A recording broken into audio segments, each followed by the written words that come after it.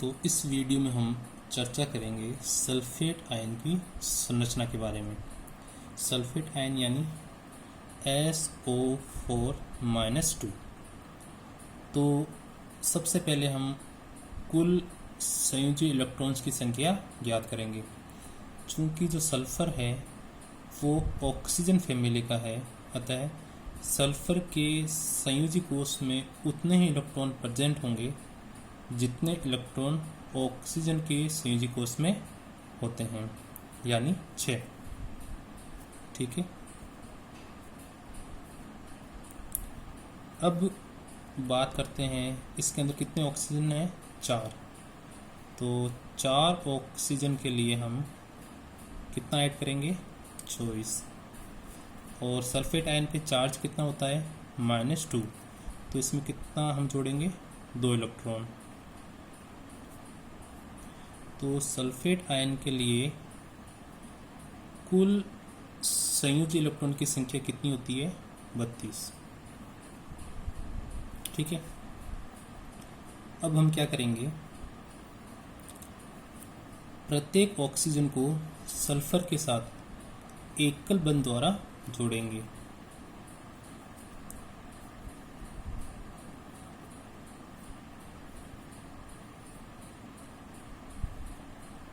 ठीक है। अब 32 इलेक्ट्रॉन्स में से 8 इलेक्ट्रॉन्स एकल बंध बनाने में काम में आ गए, बचे कितने, 24। तो 24 इलेक्ट्रॉन्स का हमें वितरण करना है। 1 2 3 4 5 6 7 8 9 10 11 12 13 14 15 16 17 18 19 20 21 22 23 और 24। ठीक है। अब यदि बात करें अष्टक नियम की, तो सभी परमाणुओं का अष्टक क्या है, पूरा। ठीक है। अब बात करते हैं औपचारिक आवेश की।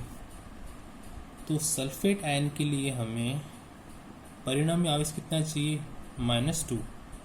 तो यदि आप सभी ऑक्सीजन पर औपचारिक आवेश यदि ज्ञात करोगे तो सभी पर आपको औपचारिक आवेश कितना मिलेगा, -1।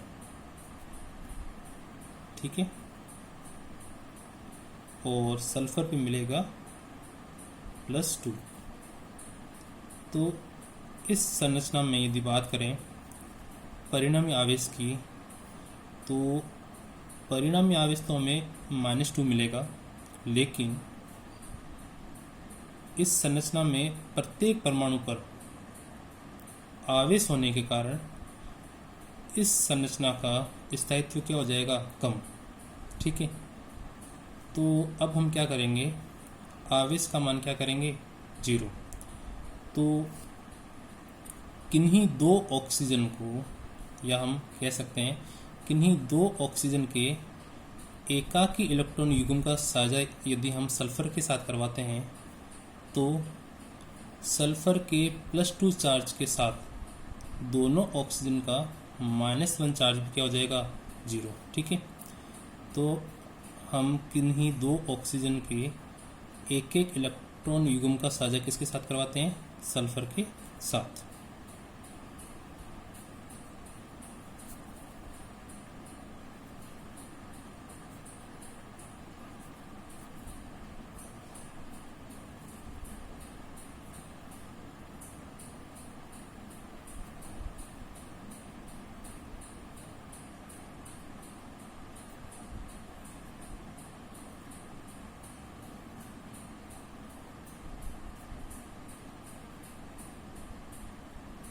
ठीक है।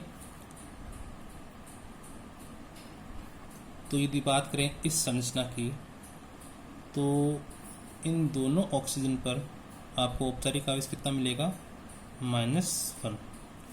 और इन दोनों पर आपको मिलेगा 0।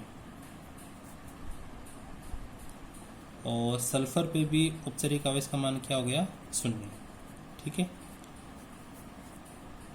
तो हमें इस संरचना के अंदर औपचारिक आवेश का मान कितना मिल रहा है, -2।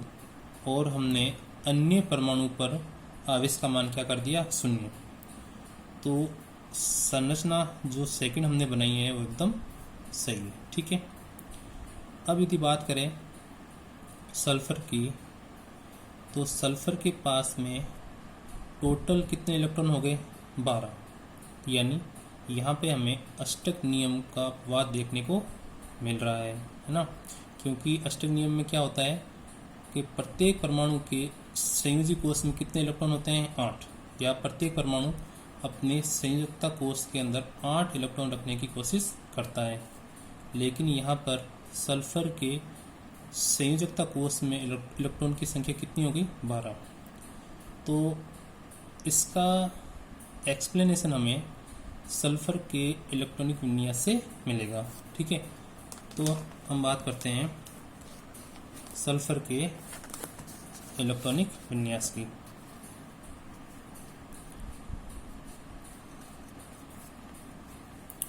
तो सल्फर का इलेक्ट्रॉनिक विन्यास होता है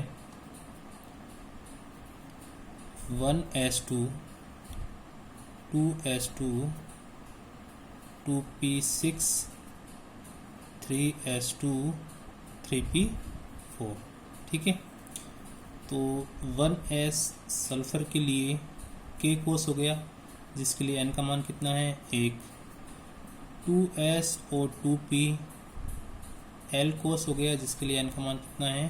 2।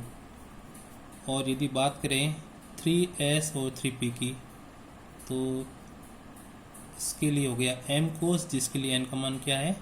3। ठीक है, यानी 3s और 3p सल्फर के लिए इसके बाह्यतम कोष अर्थात संयोजकता कोष है। ठीक है, तो जब n का मान 3 होता है, ठीक है, तब इसके लिए l के मान 3 संभव है, 0, 1 और 2। ठीक है, तो l का मान जब 0 होता है तब इसको हम s उपकोष से दर्शाते हैं। ठीक है, और जब l का मान 1 होता है तब इसे हम p कोष से दर्शाते हैं, और l का मान 2 होने पर इसे d कोष द्वारा दर्शाते हैं। ठीक है, चूंकि n का मान या आवर्त की संख्या कितना है? 3, तो 3s 3p और 3d।